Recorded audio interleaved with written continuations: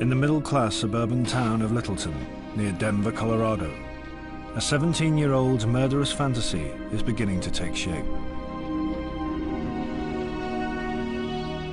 He and a friend, known as Vodka, or V, intend to commit an act so violent that it will secure their place in history. Sometime in April next year, me and V will get revenge and kick natural selection up a few notches. If we've learned the art of making time bombs, we'll set hundreds of them around roads, bridges, buildings, and gas stations. Anything that will cause damage and chaos. It'll be like the LA riots, the Oklahoma bombing, World War II, Vietnam, Duke, and Doom all mixed together. I want to leave a lasting impression on the world. 1 year later, on April the 20th, 1999, Eric Harris and another Columbine student, Dylan Klebold, committed the worst high school massacre in American history. They killed 12 students and 1 teacher, injured 23 others, and then turned the guns on themselves. This film records events as they unfolded on that Tuesday morning, during the critical hour between 11:08 a.m. and 12:08 p.m. For years, the horror of the massacre has defied explanation. But recently, new information has been released about the attack and the events leading up to it. From these terrible details, it's possible to reconstruct a fuller picture of Columbine and the freakish whirlwind of circumstances that ended with 2 teenagers committing mass murder.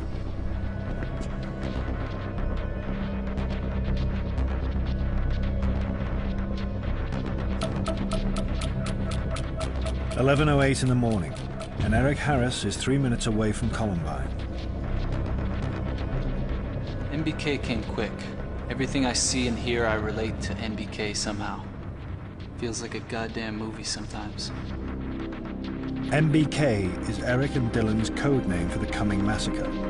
It stands for Natural Born Killers, a movie they both admire. The film tells the story of Mickey and Mallory, 2 mass murderers with traumatized childhoods who become media celebrities. For Eric and Dylan, the movie seems to represent a kind of redemption, that they, like the fictional characters, are ultimately superior. I know we're gonna have followers, because we're so fucking godlike.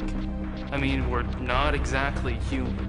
We have human bodies, but we've evolved one step above fucking human shit. I mean, we actually have fucking self-awareness.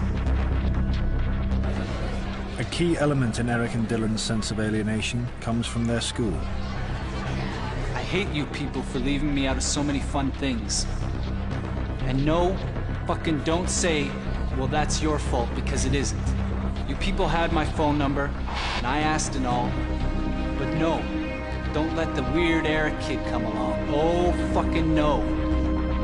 In Columbine High School's unspoken hierarchy, Eric and Dylan see themselves at the bottom of the pile. The weird kids who hang out with the other outcasts. At the very top are the jocks, a group with their own rules of conduct and their own dress code, which includes white baseball caps. Jocks are not necessarily athletes.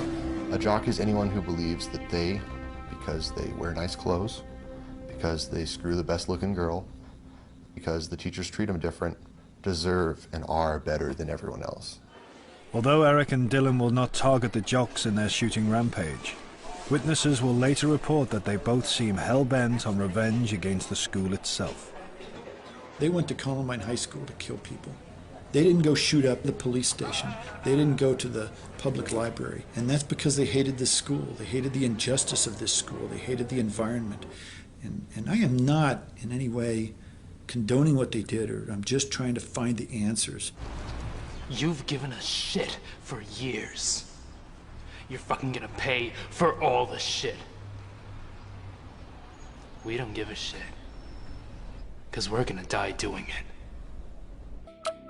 At 11:09 a.m., The cafeteria at Columbine is just starting to fill with students on their lunch break. At some point earlier that morning, Eric Harris and Dylan Klebold planted two 20-pound propane bombs in the cafeteria. Both bombs were set to explode at 11:17, just as the cafeteria reaches the peak of the lunchtime rush. The plan was to kill as many students as possible in the explosions and to execute survivors.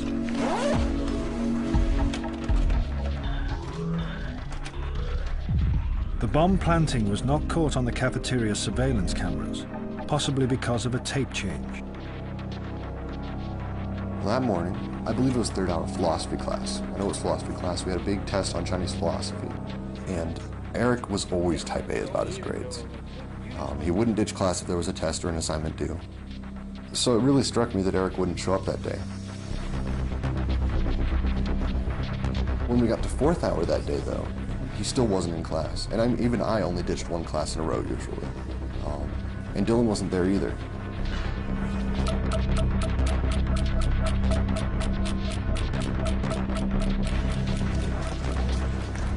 Another Columbine student is 17-year-old John Savage. He's just completed a music class. I got to school early, did some homework. You know, it's just one of those days that you don't expect anything to happen. We just finished up string orchestra. I was trying to decide whether or not to practice like way back in the back of the school in the band room or go to the library.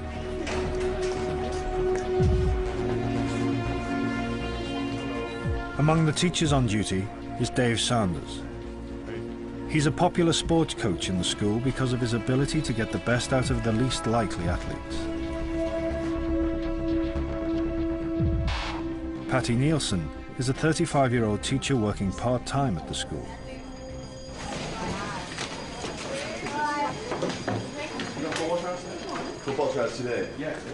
Normally she heads home after her morning art classes, but today she's been assigned to monitor the hallways, which are just starting to fill with hundreds of students heading for lunch in the cafeteria.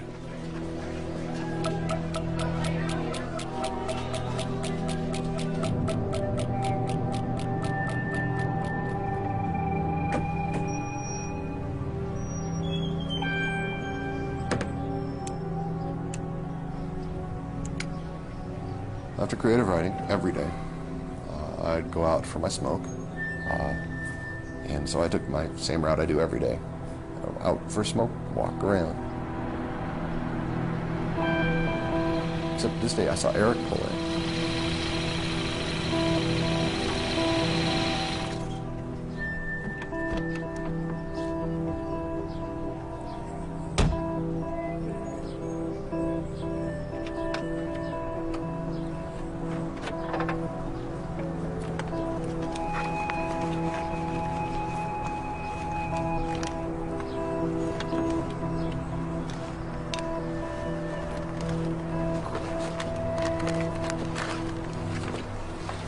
Since he had missed 2 hours of school, I went up to see what was going on. And I called him a few names, and he laughed, called me a few names back, and we made this little interchange where I was cussing him out, basically. Which is really weird that he didn't shoot me for that. But I cussed him out. Eric, filmed here, and Brooks have had a tempestuous history. A year earlier, Brooks found his name on Eric's website. Eric was threatening to kill him. There was information on there that Eric was building pipe bombs, detonating pipe bombs, and said that essentially he wanted to kill Brooks Brown. Brooks's parents reported Eric's threat to the police. This was not the first time Eric's name had been brought to the attention of the police in the 2 years before the shootings. But they were unable to access Eric's website, and mislaid paperwork related to the complaint. If they'd acted on these claims, Eric would have been in jail. It's very simple. And Columbine never should have happened. In the meantime, Brooks Brown had made his own peace with Eric. It probably saved his life. What the hell is wrong with you, man? You weren't in third hour. You missed the test.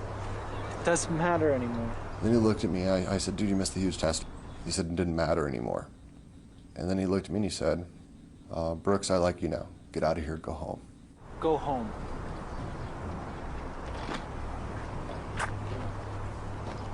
Okay. There's a lot of theories about why he didn't shoot me. I personally think, because I remember the look on his face, he didn't want to kill me. And I wasn't the only person that let go of that. John Savage, actually. I was friends with him. Screech, he was a great guy.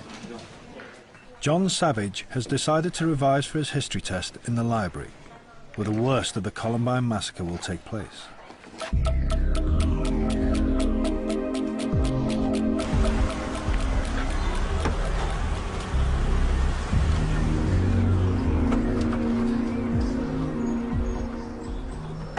Eric and Dylan have arrived with a huge arsenal of weapons. After the attack, the police would count 2 sawn-off shotguns, 2 9mm guns, and 99 bombs, including the 2 20-pound propane bombs in the cafeteria and booby trap bombs in each of their cars. They have spent a year gathering these weapons, a year planning a massacre intended to wipe the school off the map.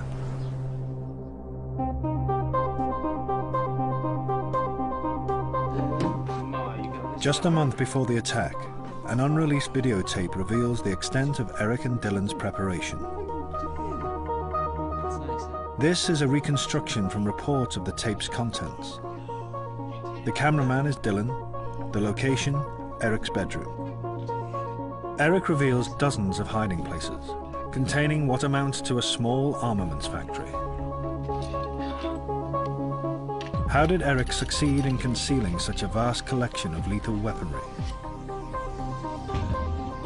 The question still remains unanswered. Eric's parents have not spoken publicly since the massacre. Hi, Mom! But his play acting at the end of the tape shows that Eric is well aware of his skills in the art of deception.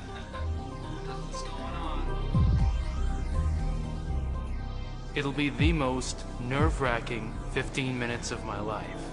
And after the bombs are set and we're waiting to charge to the school, seconds will be like hours. God, I can't wait.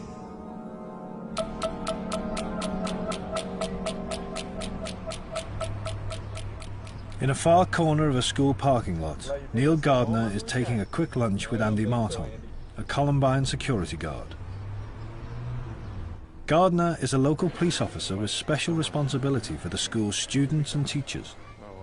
In the past, he's seen Dylan Klebold around the school, but he doesn't know Eric Harris.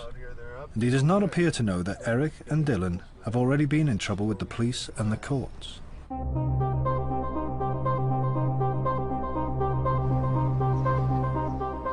"15 months earlier, they'd broken into a van and stolen electrical equipment. They were later arrested on felony charges of criminal trespass and theft. At their court hearing, both were ordered to undergo courses designed to steer juveniles away from crime. After completing his course, Eric seemed contrite. I am happy to say that with the help of this class and some other diversion-related experiences, I do want to try and control my anger." Eric's private journal tells a different story. Isn't America supposed to be the land of the free? How come if I'm free, I can't deprive some fucking dumb shit of his possessions if he leaves them in the front seat of his fucking van, in plain sight, in the middle of fucking nowhere, on a fucking day night? Natural selection. Fuckers should be shot. Their encounter with the law reveals the existence of a kind of parallel universe. While outwardly apologetic and reformed, Eric and Dylan were now bonded by a shared rage. My wrath from January's incident will be godlike. Not to mention our revenge in the Commons.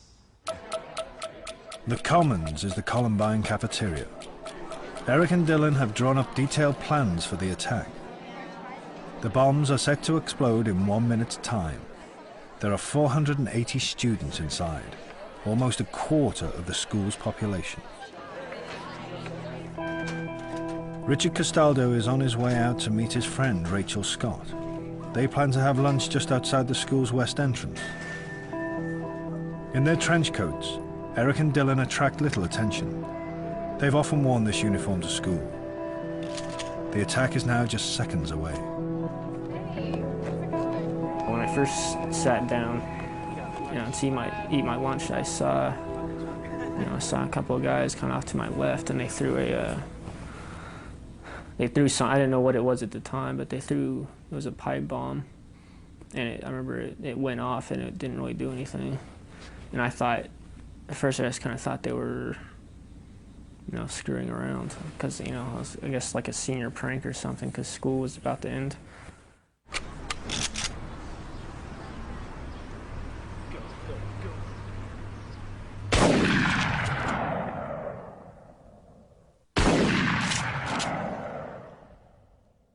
I guess it hit Rachel first, but not by, just by like half a second or something.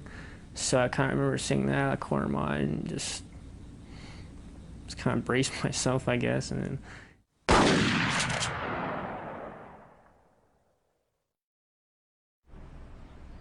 When I first started hearing gunshots, I didn't really think in my head they were gunshots. You generally don't. You don't go, oh, well, that's a pistol. And it never really occurred to me that they were gunshots until I started hearing shotgun blasts and an explosion. So I started running. First thought that entered my mind is I should call my dad. Brooks called me, and he said, Dad, there's a shooting at the school. And instantly, I knew it was Eric.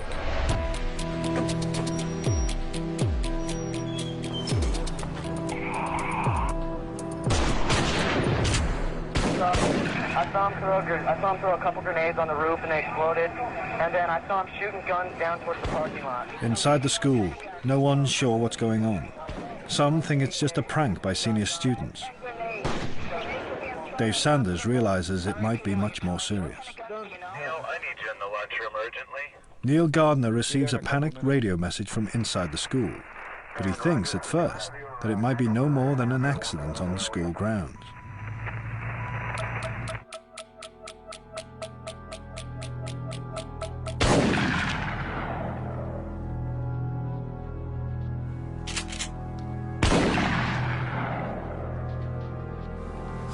Help. Sure. I'll help you. Coat and a shotgun, okay. We've got another kid. He's not safe.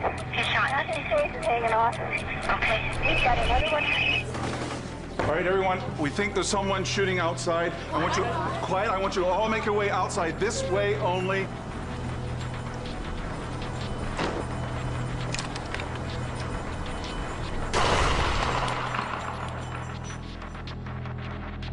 Not go out to the parking lot. Jefferson County 911. Yeah, there's some going on at Columbine High School. Someone's shooting a gun out here, and someone got shot, I think. Okay. Did you see anything going on over there? No, some girl's on the ground. I think she's paralyzed, and I think she's hurt. I'm not sure. Okay, hold on the line here with me. Just. Within seconds, Dave Sanders and two other Columbine staff members have evacuated most of the cafeteria. Eric and Dylan's bombs are now due to explode, but fail to detonate. As the injured Sean Graves makes an attempt to reach safety inside the cafeteria, he's aware of one of the gunmen coming up behind him. He plays dead.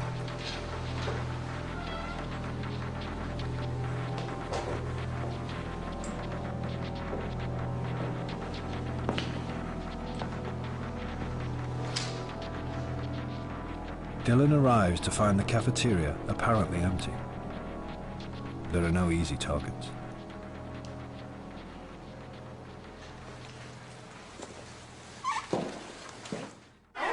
Dave Sanders now embarks on a determined attempt to secure as much of the school as possible. Quiet, quiet, quiet, quiet. Even if they come in, stay very still, okay? He will spend the next 2 minutes running through the hallways and classrooms, doing all he can to make sure students have some form of protection. In a science lab on the upper floor of the school, 17-year-old Aaron Hansey is completing a homework project. It was a lunchtime. It wasn't a regular class, but within a few minutes, you started hearing things, and it was kind of weird because you didn't usually hear those type of sounds. And then you started feeling the floor move or the walls move. Just really curious at that point because I had no idea what was going on. But shortly after, when a teacher came in, then we found out what was going on. Everybody get down behind your workbenches. I'm gonna lock the door so The no teacher one came can get in but you can and get out. informed us that people were shooting inside the school and to get down behind the workstations. He informed us that he was locking the doors. We can leave. They were fine. You can go through them, but you can't come in. This is what we always wanted to do. This is awesome. Let's do it.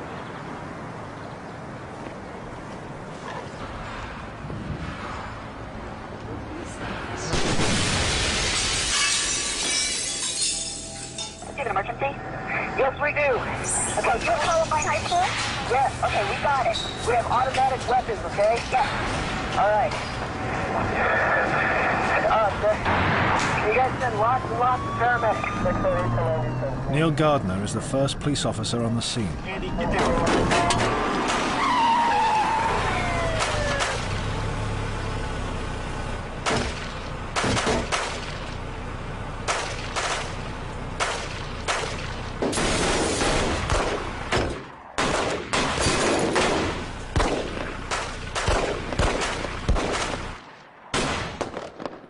Code 33. Shots fired. Shots in the building. Gardner believes momentarily that he may have hit one of the gunmen. Code 33.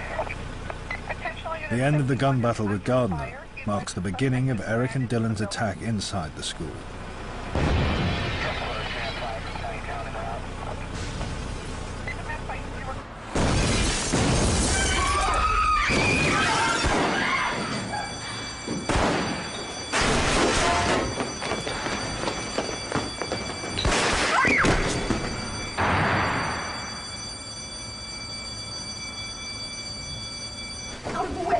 Well, the first thing that I really remember was when a lady came running into the library and she said, "Everybody get under the tables, there's a kid out there with a gun."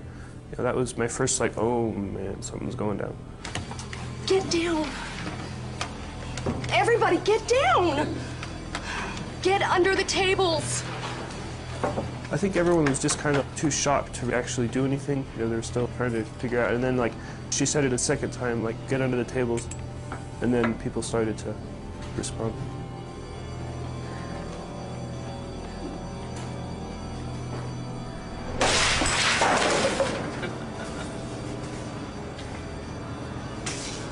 First, actually, I thought it was just some, like, random person that came in off the street and, you know, just like some crazy maniac or something. It didn't even, like, click at that time that it could have been a student, because, you know, I didn't think anyone at Columbine would, like, start shooting people. Oh! Yeah!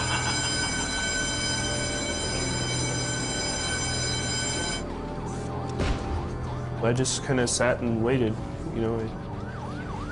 I guess I was just hoping I wasn't going to die, really. Jefferson County 911. Yes, I am a teacher at Columbine High School. There is a student here with a gun. He has shot out a window. I believe one student shot. I've been Columbine High School. I don't know what's in my shoulder. If it was just a blast or what. Okay, has anybody been injured, ma'am? Yes. Who is the student, ma'am? I do not know who the student is. Okay. We've got help on the way, ma'am. Okay. God. Stay on. Oh, God.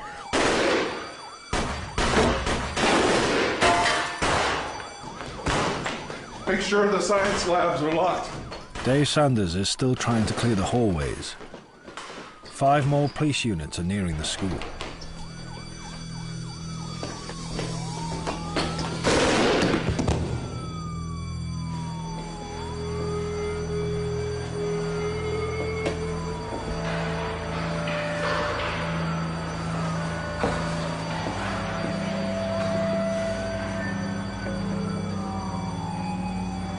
Dave Sanders is badly injured. The killing spree inside the school is about to begin.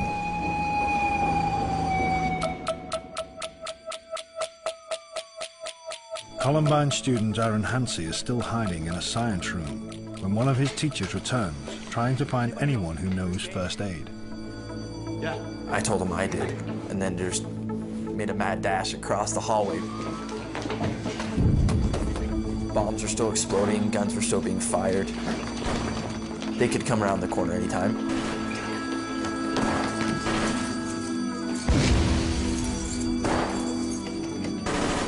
Dave Sanders has crawled out of the hallway and collapsed in a nearby science room. He's in desperate need of medical attention.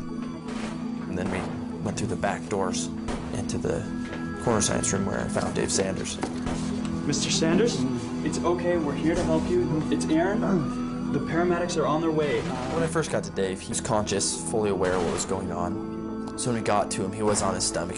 I thought he had been shot with a shotgun or something, and just in the chest at close range or something like that. We're gonna push you a little bit on your back here. 1, 2. Aaron quickly discovers that Dave Sanders has an entry wound in each shoulder. When I looked over the situation, yeah, he'd been shot, and that's no small cookie, but he was conscious and he was very aware of his surroundings. He's doing great. You're doing great, Mr. Sanders. Teacher Teresa Miller tries calling 911, but the lines are constantly busy. Help is on the way, don't worry.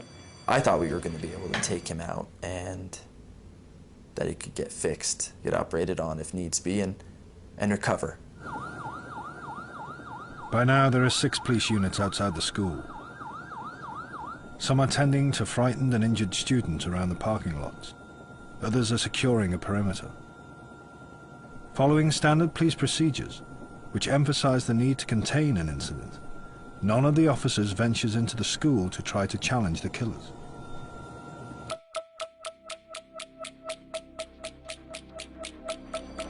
I'm not sure. In the next 7 minutes, Eric and Dylan will carry out the most brutal part of their assault on the school, the attack on the 56 students and staff hiding in the library. Everybody with white hats, stand up! This is for all the shit you've given us for the past 4 years! They said, everyone get out, we're gonna blow up the library. And then I thought, oh, well, maybe they just want to blow up the library as like a statement, you know, maybe they don't actually want to hurt anybody. So I kind of, like, I thought about, like, maybe just getting up and leaving and letting them, like, blow up a bunch of books. But then, like, no one else got up, so I was like, oh, maybe I'll just stay. Fine, I'll start shooting anyway!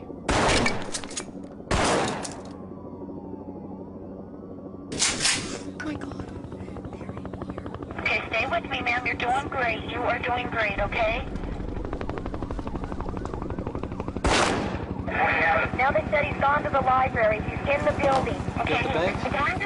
After they walked about halfway through into the library was when they came into my view.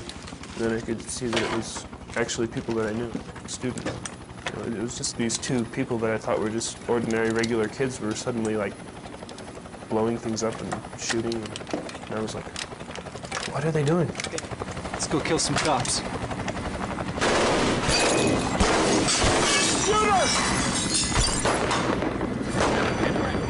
shooting in the library right now.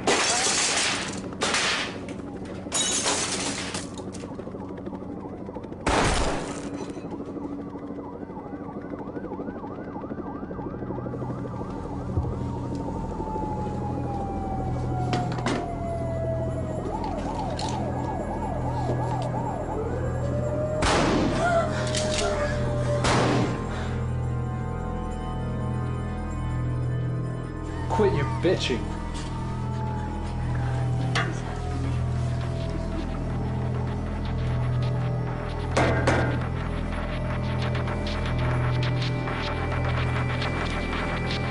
Peekaboo.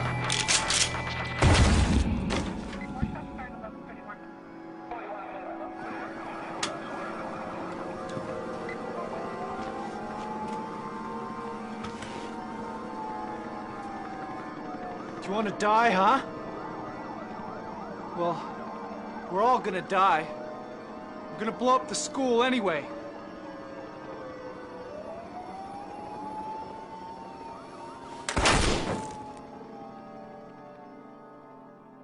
They said something about like, oh look, it's the little nigger or something like that, and I knew who they were talking about.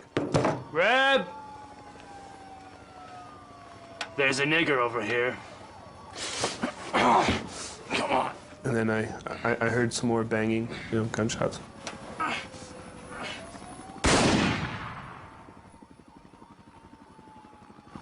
Can't believe I just did that.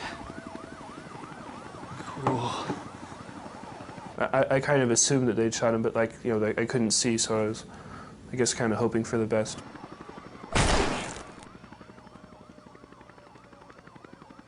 Who's ready to die next?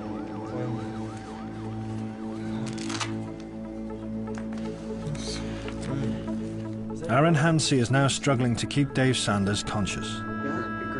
With the help of a teacher and another student, as well as his father who's phoning in first aid advice from home, Aaron uses family pictures from Dave Sanders' wallet to keep him talking. I think it really did help him with the pictures because we could get away from how are you feeling, where does it hurt, get away from the pessimistic side of things and try to be optimistic and to see the things he did love.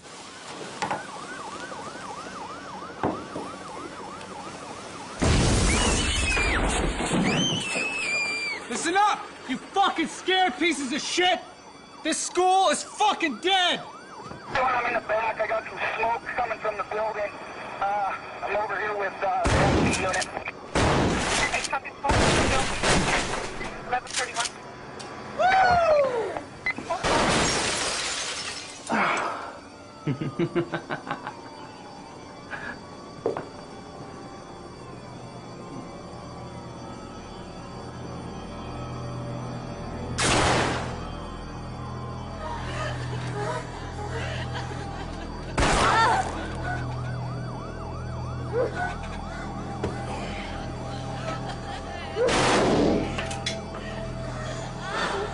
Pathetic!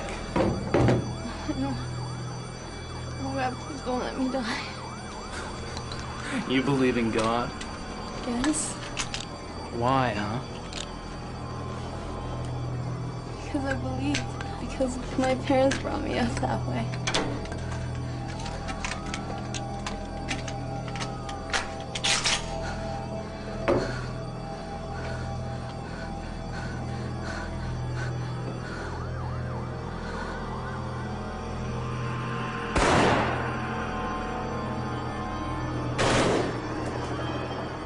The phone line left open by Patty Nielsen records the sound of the killings in the library. Okay. During the shooting, you can hear Dylan saying all kinds of things to people before he kills them that Eric doesn't. I mean, there's a very distinct difference between how the two handled the shooting that day. You know, it's incredibly difficult to listen to, even if you don't know the people they're killing and who's killing them. I could like see his boots coming towards me through the rows of bookshelves, and I was like, wow, this is it, you know? You know, and I was like, man, this, like, I could die here. It was pretty shocking, I guess. Who's under there? Identify yourself. I said, it's John, because, you know, I kind of knew him a little, and I was hoping he'd, like, remember that I wasn't a jock, and that I'd, you know, tried to treat him with respect and stuff. John Savage? Yeah.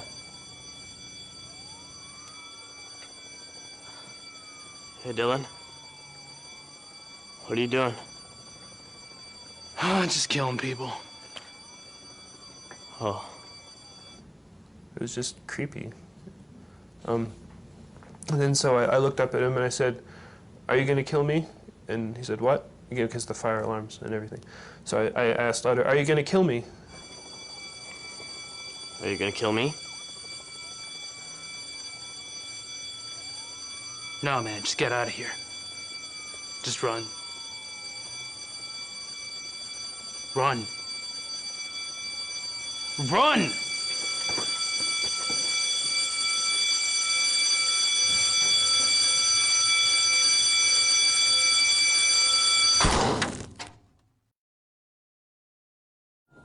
As the killings go on unchecked in the library, the police presence outside continues to build. Gunshots from the library are clearly heard and reported by officers outside. who are just tens of meters away. The police now also have good descriptions of Eric and Dylan. But no officers will enter the school for another half an hour. Later, the police will say they'd received conflicting reports of a sniper on the roof, and that there were as many as 8 gunmen. Also, communications problems made coordination ever more difficult. And one of the things the police don't want you to know about that day is that on April 20th, while the executions are taking place, while these innocent children are being murdered in the library, the outside library door is propped open, and the policemen that are standing by their cars on the lawn outside are listening to these children be murdered. And they listen and they listen, and they never rescue them, and they let them be murdered. And no matter what they say, that's not acceptable. And when they talk about how they saved many kids that day, that's not true. Those kids saved themselves that came out of that school. They saved themselves. And as an example, Lisa Kreutz, a girl who was shot and lay on the floor in and out of consciousness, bleeding, and they rescued her. They got to her at about 3:45 in the afternoon, and she was still alive. She was just lucky she didn't bleed to death. I was actually scared that they might change their minds, so I ran as fast as I could in case they decided to turn around and shoot me in the back.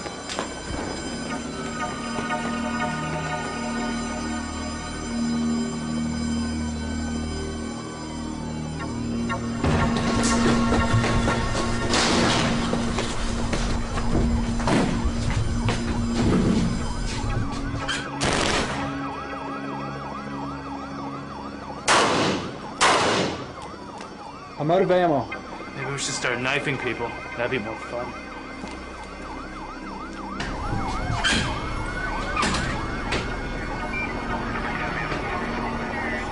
I guess really it made me realize how short life is, you know?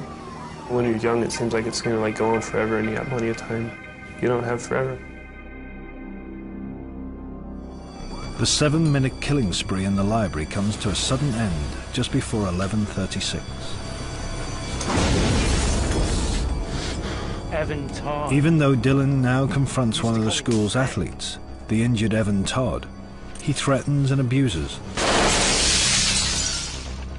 but doesn't kill. Do you want to go to the Commons? I have one more thing to do. He now seems reduced to a gesture of repressed rage.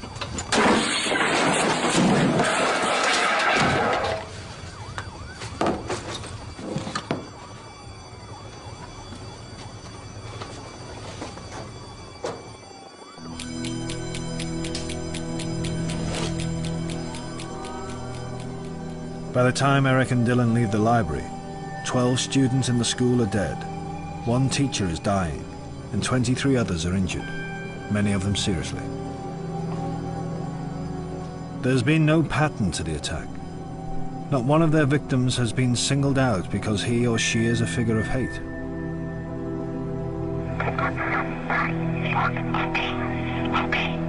Very quiet.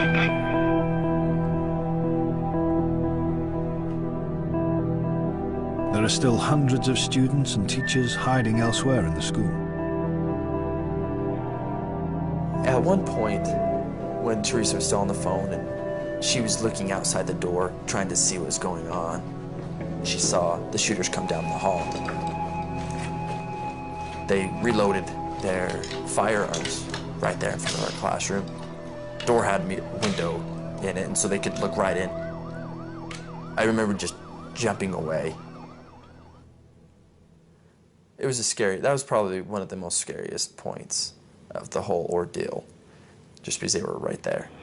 I heard from him, but I don't know. Is he still conscious? He is, but he's Dave Sanders. His name is Dave Sanders, okay. I found out the next morning that Dave had died. It came as a big shock, because I thought we could take him out and he could go get operated on and start the recovery process. I guess it broke my heart to think that he did die, because I tried my best.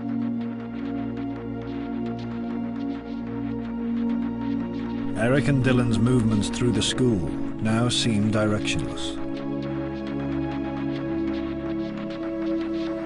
Eric's secret journals and video recordings leave the clear impression of a disturbed mind, filled with grandiose and destructive schemes.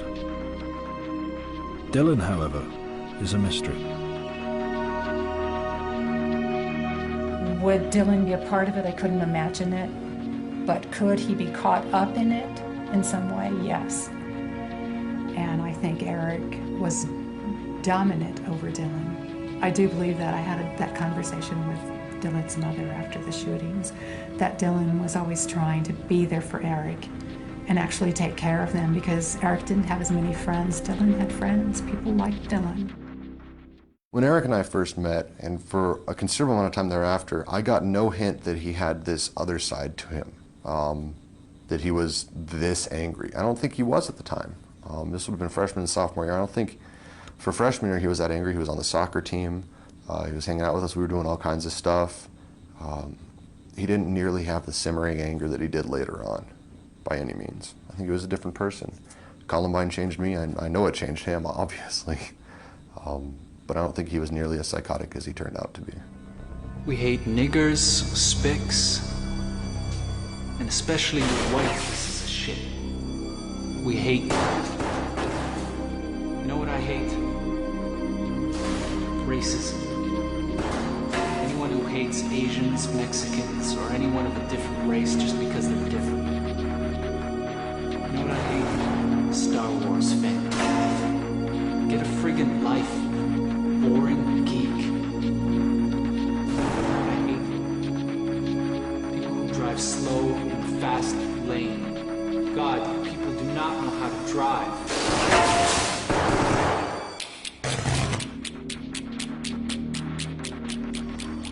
Eric tries to detonate one of the 20-pound propane bombs in the cafeteria. It is, perhaps, his first suicide bid during the attack. Get pretty radioactive. In the months before, Eric had been prescribed an antidepressant drug called Zoloft, which is commonly used to treat obsessive-compulsive disorder. But his condition just seemed to get worse. And he was on Zoloft for 6 weeks, and he reported that he was both having homicidal and suicidal ideation. That's where you constantly think about hurting yourself or hurting someone else. And he did realize it was coming from the medication. And so did the doctors. They took him off the medication.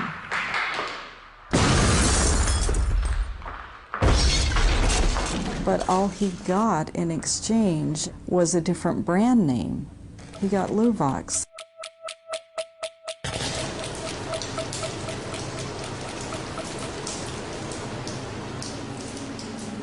At Eric Harris's autopsy, therapeutic quantities of Luvox were discovered in his bloodstream.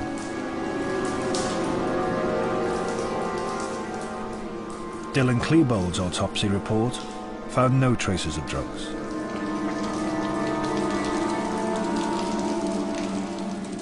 Was Eric's medication one further element in the Columbine tragedy? Or was it an underlying psychiatric condition that the drugs were supposed to treat? One thing is certain. When Eric's father heard of the shooting, he immediately thought it could be his son. County 911. My son is Eric Harris, and I'm afraid that he might be involved in the shooting at Columbine High School. Involved how? He's a member of what they're calling the French Code Mafia. Okay. Have you spoke with your son today, Mr. Harris? No, I haven't. In the 3 years before Columbine, there had been 10 incidents of American teenagers carrying out gun attacks on their school. In none of these did more than 5 people die. But Eric and Dylan set out to kill hundreds. Every aspect of their lives has been examined in the search for a single cause that explains how they could carry out a massacre with such premeditation and cold ruthlessness. But perhaps the answer is that there is no single cause. that Eric and Dylan were created by a kind of perfect storm of circumstances that gave them the means and the opportunity to carry out an outrageous act of teenage terrorism. And this was compounded by omissions and oversights by police, parents, doctors, and the school. The perfect storm theory for no one stopping them works exquisitely. There were a million times someone could have stepped in. There were hundreds and hundreds of times the police themselves legally could have stopped them, could have searched, could have stopped them, could have gone and talked to the parents. There were times the parents could have stepped in and said, hey, I'm searching your room. Oh, look, 25 pipe bombs. Gee, something's wrong with you. There were a million times it could have been stopped. As midday approaches, Eric and Dylan make their final journey back towards the library.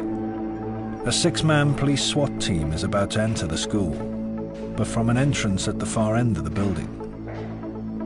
The police will sweep through the school, room by room, and will reach the library last of all, almost 3.5 hours later. Since Columbine, the local police have reviewed their tactics on what they call imminent threats. Officers responding to shooting incidents are now trained to intervene early.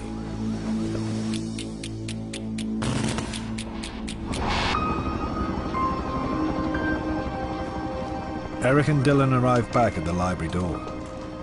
The terrible sights of death are shrouded in thick smoke.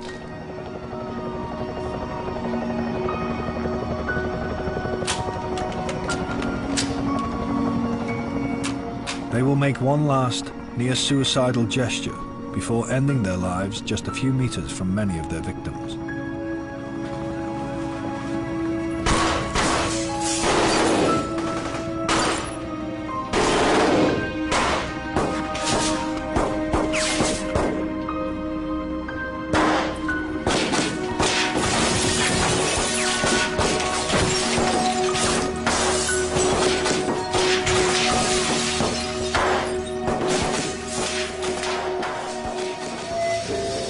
In hindsight, Eric and Dylan's own home-recorded videotapes carry a fearful warning.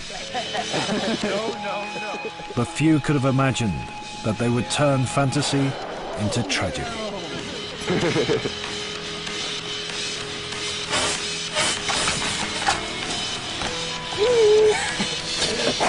No, you goddamn piece of punk-ass shit! Do not mess with that friggin' kid! If you do, I'll rip off your goddamn head and shove it so far up your friggin' ass, you'll be coughing up dandruff for 4 frickin' months! I don't care what you say. If you ever touch him again, I will frickin' kill you. I'm gonna pull out a goddamn shotgun and blow your damn head off. Do you understand, you little worthless piece of crap? Entry exit. Good luck. I mean, not fucking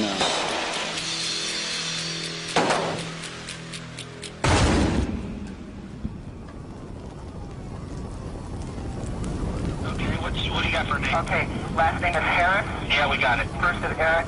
Eric Harris? Yeah, Eric Harris. Okay. He is a student at Columbine, so... Anyone standing in the back of my car, sitting here down to a point. I know exactly what their names are. I've heard them talk about it once before. I know them. I thought they were my friends. Okay. One of them is named Dylan Clayball. We got him. We don't have an exact number yet. Just from what I heard before, 6 to 8 outside. We don't know who's injured inside yet. And how is Mr. Sanders doing? How's Mr. Sanders doing now? He's still breathing.